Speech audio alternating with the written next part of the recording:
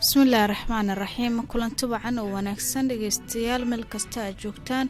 ku soo dhawaada barnaamijka Saaki Star FM oo maalin walba haadaan oo kala aad ka dhageysataan Star FM xarunta magaalada Muqdisho marka laga reebo maalinta Jimcaha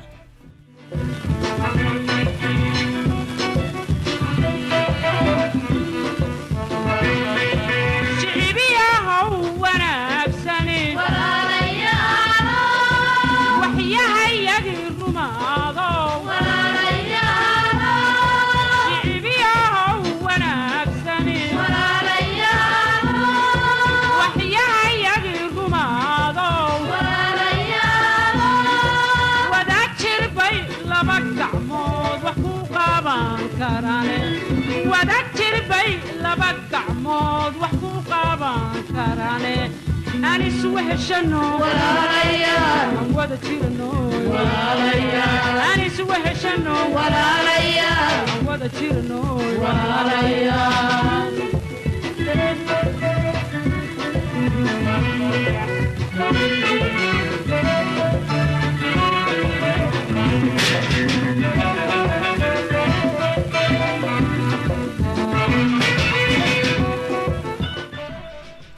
waa subax isniina taariikhda ay ku beegan tahay 3 bisha Febraayo ee sanadka 2020 qodobada saaki barnaamijka aad ku dhageysan doontaan waxaa kamid noqonaya madaxweynaha Galmudug ayaa sheegay in bulshada iyo reer Galmudug uu u horseeray wadaagtir bay laba gacmood wax ku qaban karaan dhageystayaal naga raali ahaada madaxweynaha cusub ee Galmudug ayaa sheegay in bulshada reer Galmudug uu u horseedi doono guulo hor leh sidoo kale barnaamijka waxaad ku dhageysan doontaan madaxweyne ku-xigeenkii hore ee maamulka Xibin iyo Xeeb ayaa ka hadlay madaxweynaha cusub ee loo doortay dowlad goboleedka Galmudug qodobada kale ee barnaamijka saaki aad ku maqli doontaan waxaa kamid noqonaya taliska ciidanka Mareykanka ayaa faahfaahin ka bixiyay duqeyn diyaaradeed oo ay ka fuliyeen deegaano ka tirsan gobolka Jubbada Dhexe qodobada kale waxaa kamid noqonaya dowladda Soomaaliya iyo qaramada midoobay oo ka wada hadlay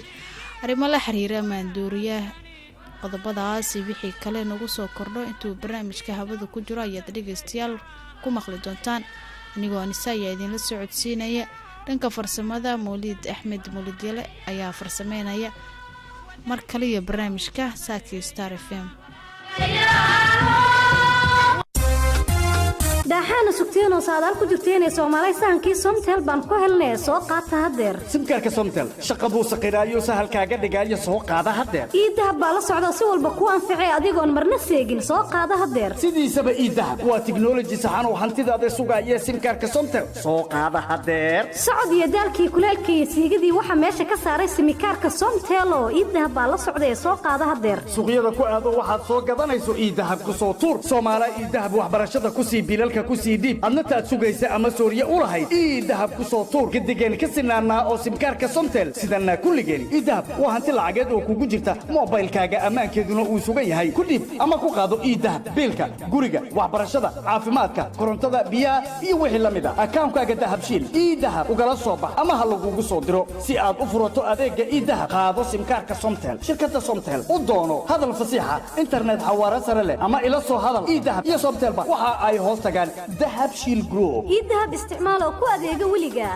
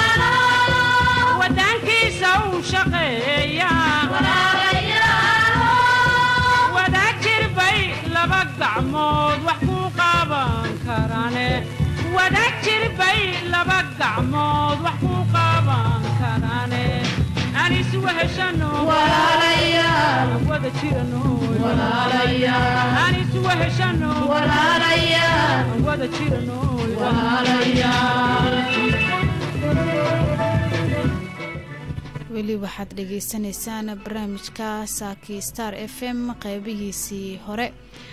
haddii aanu ku bilaabno taliska ciidanka Mareykanka iyo qaaradda Afrika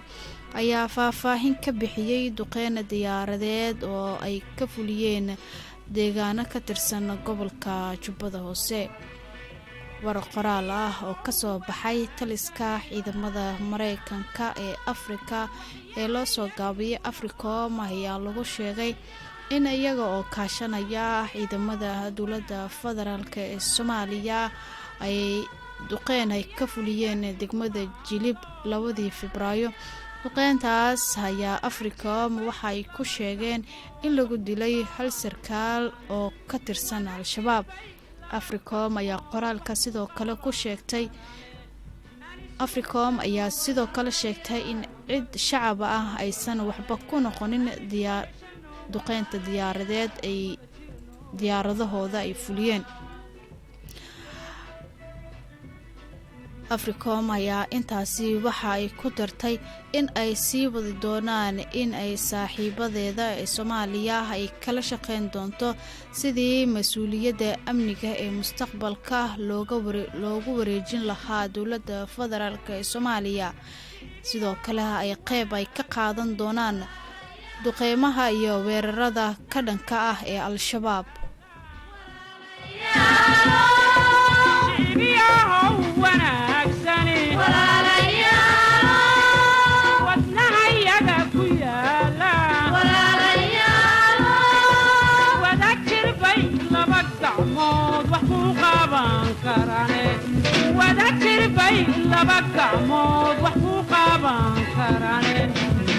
وحشنو ولا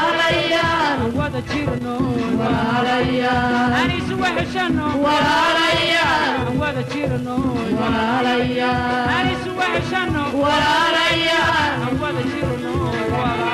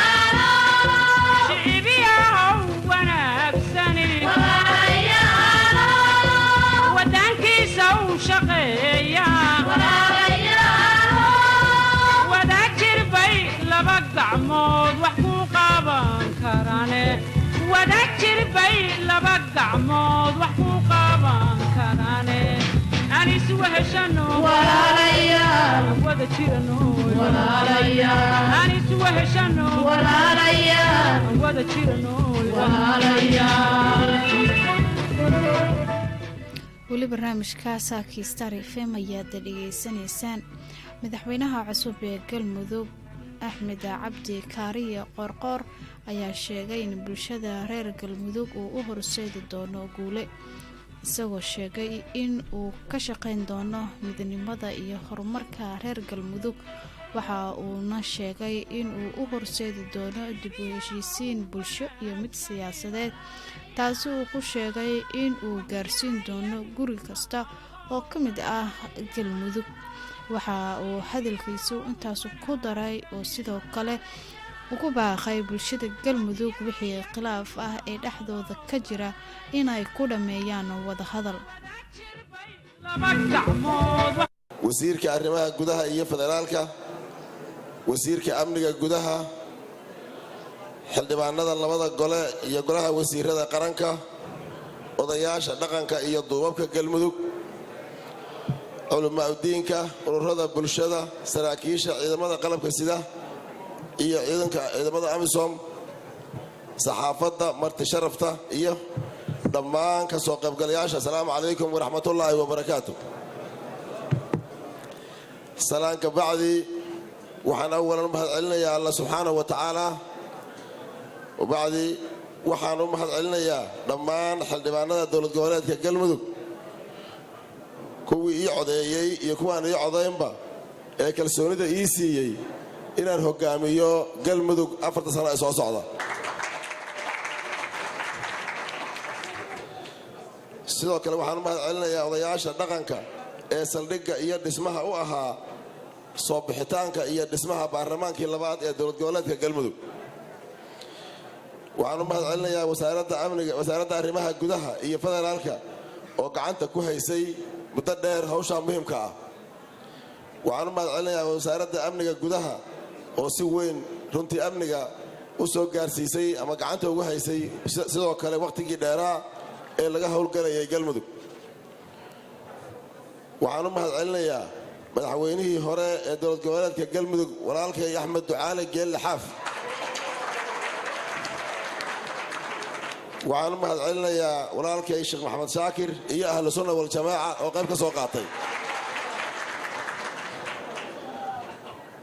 dhammaan bulshada reer Galmudug ee ka soo shaqaysay geedi socodka golaha, geedi socodka iyo dhismaha dowlad goboleedka Galmudug ee maanta soo gaartay guushan, dhammaantiin waxaan leeyahay waa mahadsantihiin. guushii aad u socoteen waa soo gaarteen. mudane guddoomiye xildhibaanada sharafta leh, waxay ii tahay sharaf weyn in la ii doorto hogaaminta dowlad goboleedka Galmudug 4 sano ee soo socota, taas oo mas-uuliyad aad u weyn ah oo aan rajaynayo inaad igu caawisaan iguna garab istaagtaan gudashada waajibaadka culus. anigoo khudbadayda rasmiga ah dib u dhigan doona, haddana waxaan rabaa inaan dhowr qodob isdul taago oo aan is leeyahay waxay maanta u tahay munaasabadan muhiim. waxaan ka shaqayn doonaa midnimada iyo horumarka reer Galmudug guud ahaan. sida ku cad barnaamijkayga siyaasadeed, waxaan horseedi doonaa dib u heshiisiin bulsho iyo mid siyaasadeed oo gaarta guri walba iyo goob walba oo Galmudug ka mid ah.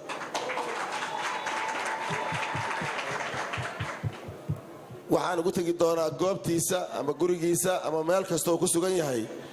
tabasho kasta oo siyaasadeed iyo mid bulsho oo Galmudug dhexdeeda ka jirta. dhammaan reer Galmudug waxaan ugu baaqayaa wixii tabasho ah ee dhexdeenna ka jira wada hadal inaan ku dhammaysanno sidii ay qabta shareecada islaamku, dhaqanka wanaagsanna uu qabo reer Galmudug dantooda ku jirto. waxaan ka shaqayn doonaa Galmudug karti u leh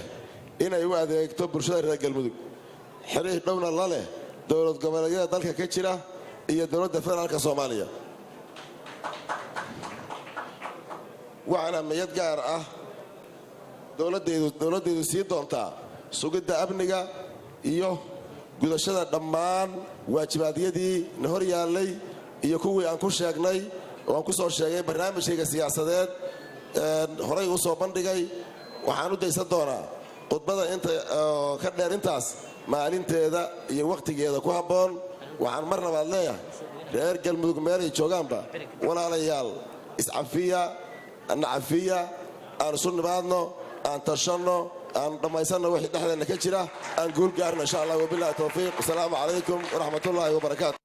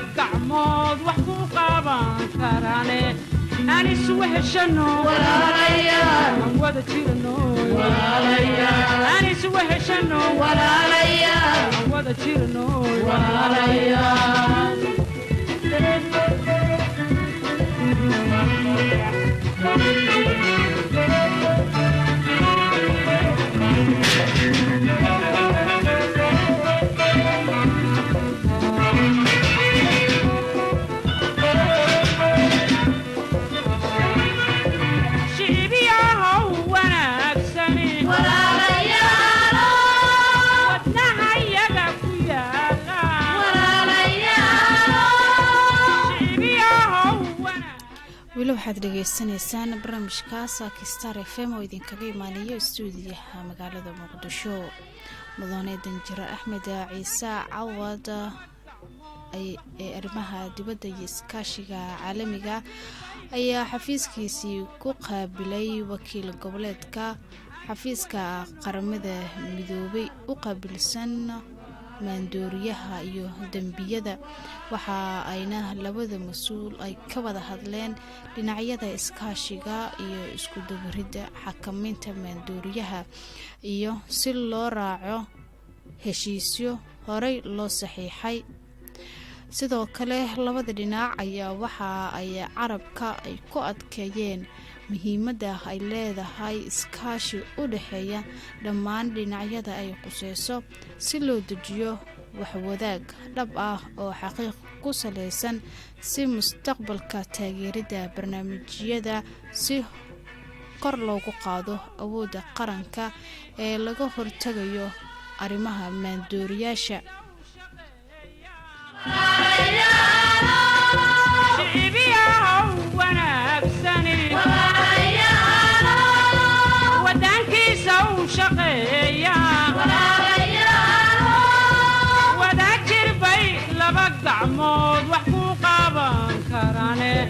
wada jirbay laba gacmood wax ku qaban karane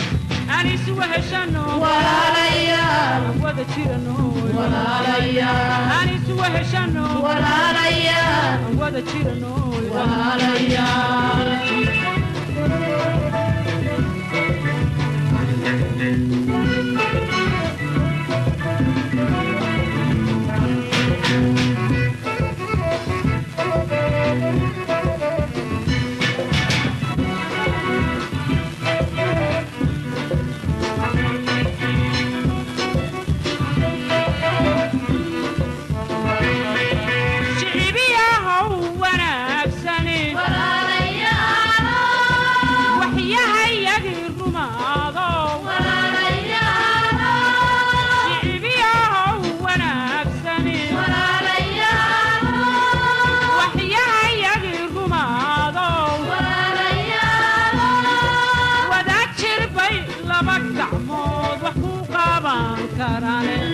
وذكر بي لبقع موض وحقوق بانكراني أنيس وهشنو ولا ليال وذكر نوي ولا ليال أنيس وهشنو ولا ليال وذكر نوي ولا ليال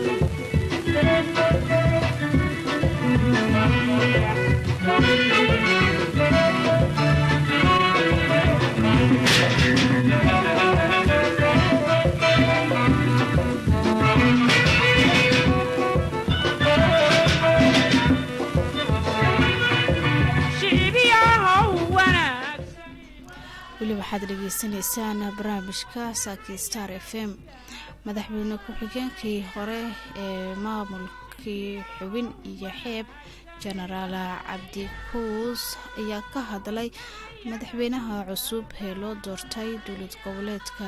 Galmudug isagoo oo ku sugan magaalada Cadaado waxaa wareystay Cabdiqaadir Maxamed Cabdullaahi Quslay alxamdulillah Allah waxaan sheegnoo kala ma jiraan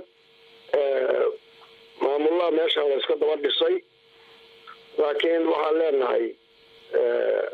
kii dawlad iyo maaragtay dad iyo magaciisa isku keenin noqdo Allah ka dhigo wixii la dhisay anagu ma haysan kuma degelin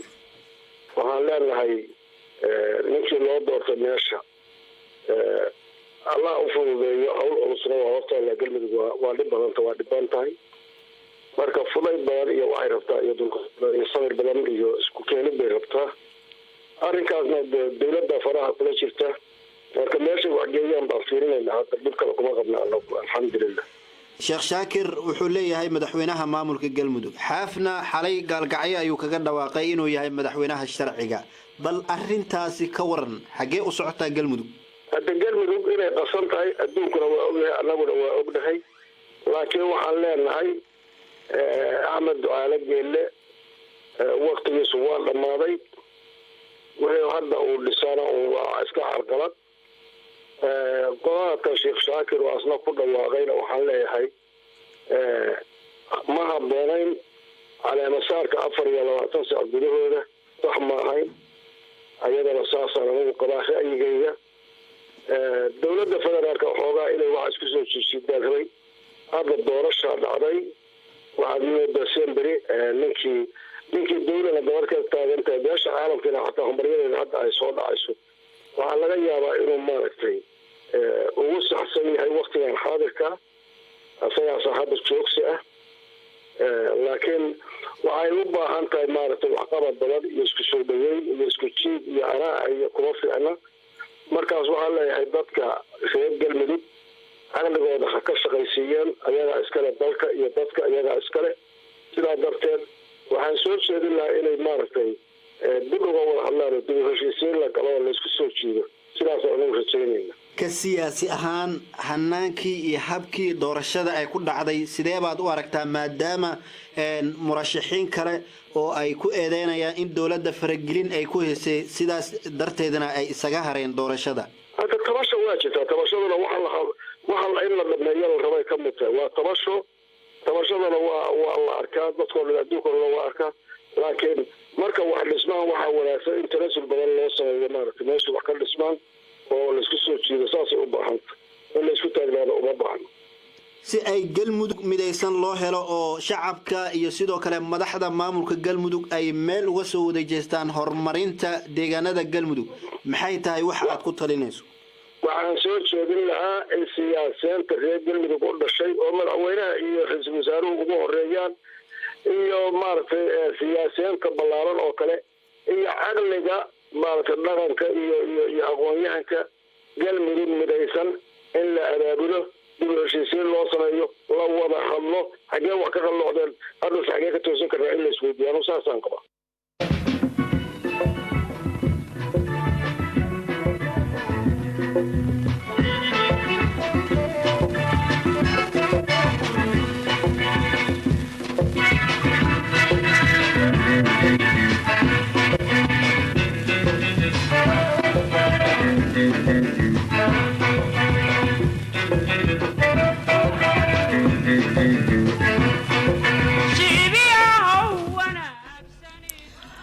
maxkamadda ciidamada qalabka sida ee Somaliland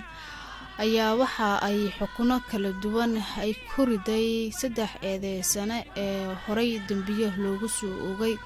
maxkamadda ayaa 3dan eedeysane waxa ay ku riday xukuno kala duwan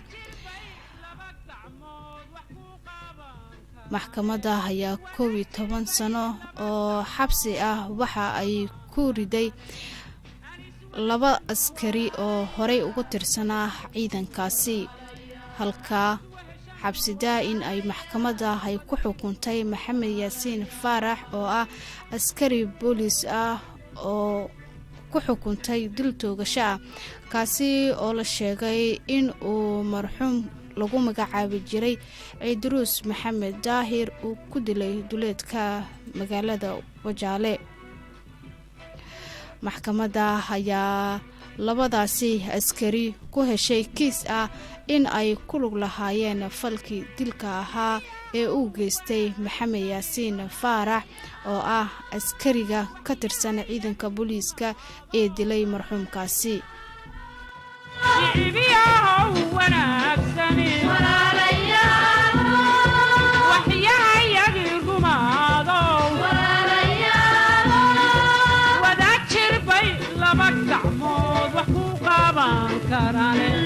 wadajir bay laba gacmood wax ku qaban karane anis weheshano walaalayaal wada jirno walaalayaal anis weheshano walaalayaal wada jirno walaalayaal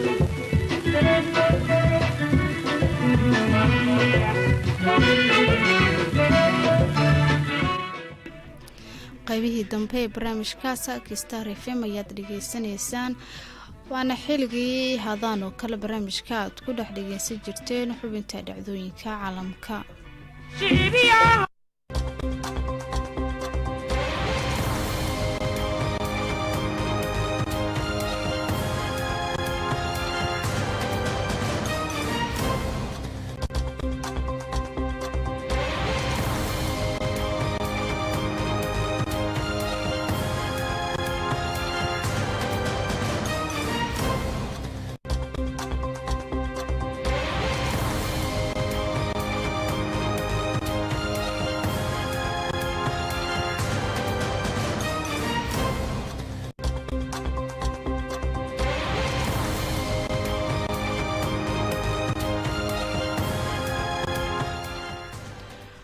ku bilaabno xubinta dhacdooyinka caalamka oo maalin walba hadaan oo kala aad ku dhex dhageysataan barnaamijka Star FM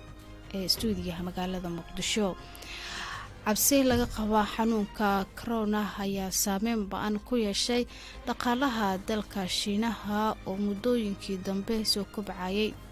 saamiga Shiinaha ee suuqyada caalamka ayaa hoos u dhacay xilli ay dib u furmayeen suuqyada wadankaasi kadib markii sanadka cusub ay u dabaaldegayeen suuqa saamiga ayaa waxa uu ka mid yahay suuqyada uu hoos u dhaca ku yimaaday 9%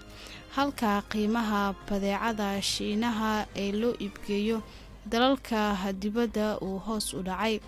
maadaama ay yaraadeen badeecadii Shiinaha uu u dhoofin jiray dalalka kale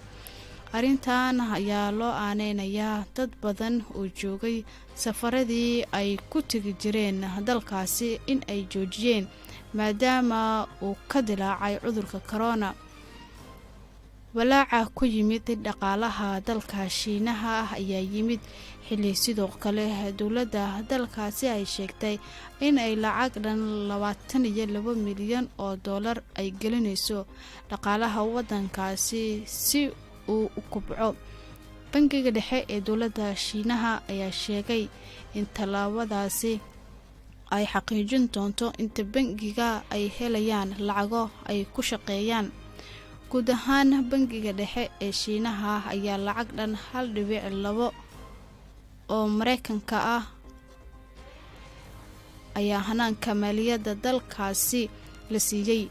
qayb badan oo ka mid ah dhaqaalahaasi ayaa ah mid horey loo sii qorsheynayay, waxaana lacagta lagu kabayo bangiyada ay noqonaysaa tii ugu badneed ee maalin qura la geliyo. mas-uuliyiinta bangiga dhexe ayaa waxaa kale oo ay sheegeen in lacago badan oo cadaan ah toddobaadkan la heli doono, taasi oo yareyn doonto culayska dhaqaale ee uu Shiinaha soo wajahayo. suuqyada caalamka ayaa la daaladhacaya saameynta ka dhalatay caabuqa corona. hay-adda maareynta dhaqaalaha wadanka Shiinaha ayaa sii saadaalisay saameynta xanuunka corona uu ku yeelan karo dhaqaalaha wadanka Shiinaha. saameynta ayay sheegeen in ay noqon doonto mid muddo kooban ah. dhaqaalaha Shiinaha ayaa sanadkii la soo dhaafay sameeyay kobac dhaqaale oo dhan 6.1 kobacaasi oo ah kii ugu yaraa muddo 30 sano soo mara dalka Shiinaha. hoos u dhaca dhaqaalaha dalka Shiinaha ayaa ah qayb ka mid ah oo loo aaneynayo dagaalka ganacsiga ee kala dhexeeya dalka Mareykanka ayaa canshuur dheeraad ah ku soo rogay badeecada Shiinaha ee loo iibgeeyo Mareykanka, inkastoo labada dhinac ay bil ka hor ku heshiiyeen in la yareeyo xiisada ganacsi ee ka dhexeysa labada dal. dalka Shiinaha ayaa waxa uu la daaladhacayaa xakameynta cudurka corona, waxaana ilaa iyo hadda la xaqiijiyay 17,000 oo kiis, halka 361 qofna ay u dhinteen cudurkaasi corona. khubarada dhaqaalaha waxa ay sheegeen in cudurkan uu waxyeeleynayo intan ka badan uu geysan karo dhaqaalaha Shiinahana uu hoos u sii dhacayo.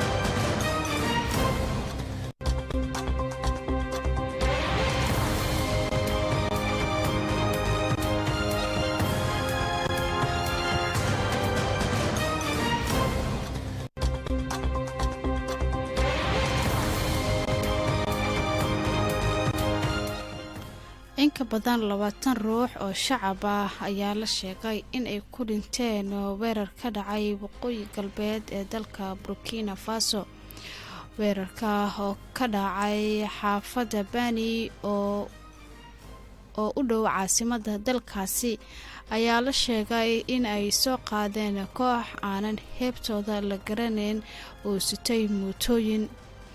weerarkan ayaa waxa uu imaanayaa toddobaadyo kadib markii 39 ruux oo ay ku dhinteen weerar ay koox mintidiinta ah ay ka geysteen suuq ku yaala magaaladaasi.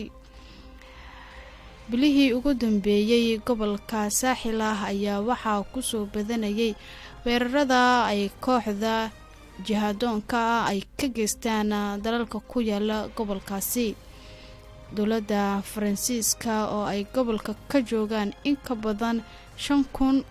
oo askari ayaa sheegtay in 600 oo askari oo dheeraad ah ay u dirayaan si halkaasi ay ugu dagaalamaan.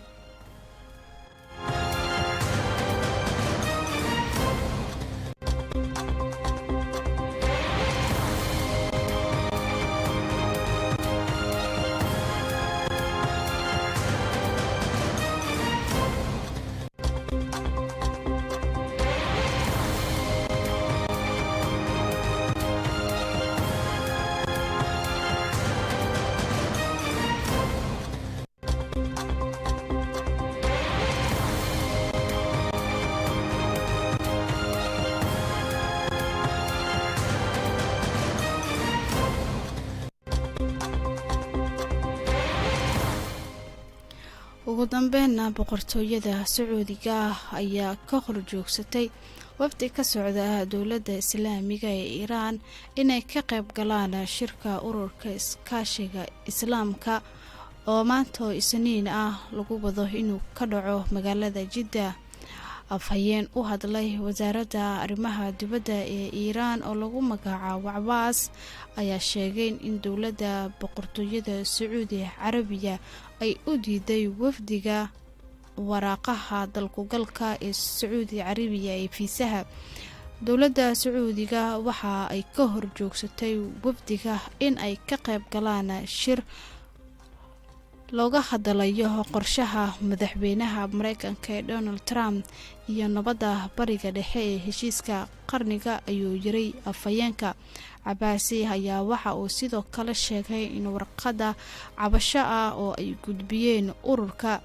dowladda Sacuudigana weli kama aysan hadlin eedeynta Iiraan ee dowladda ay cambaareysay heshiiska madaxweynaha Donald Trump, halka boqortooyada Sacuudiga aysan weli ka hadlin mowqifkeedii ay ka taagneed halkaasi.